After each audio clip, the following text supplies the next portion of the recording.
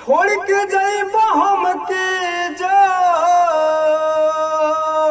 कि अब की छोड़ के जाइब हम के जो बाहर माए बलम जी हमारा के पेठा दनाई हरमाए बलम जी। चढ़ली जवानी बाया केल न रहला तोहरा माई बाबू के बोली न सहला।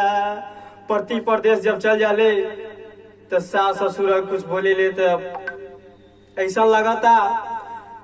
हम करे आगे सुनी का कहता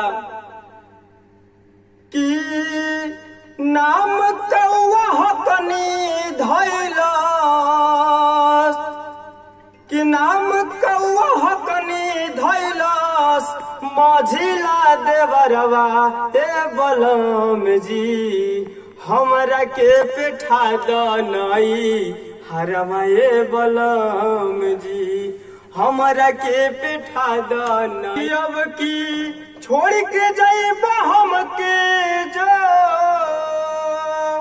कि अब की छोड़ के जाइब हम के जो बाहर माए बलम जी हमरा के पेठा दनाई हरमाए बलम जी हमरा के पेठा दनाई हरमाए बलम जी।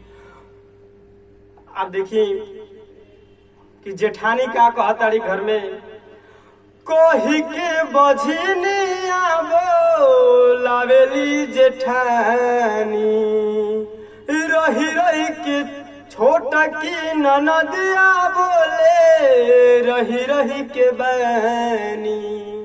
देखिए परिवार में यही तरह बिखराव चलत बा कि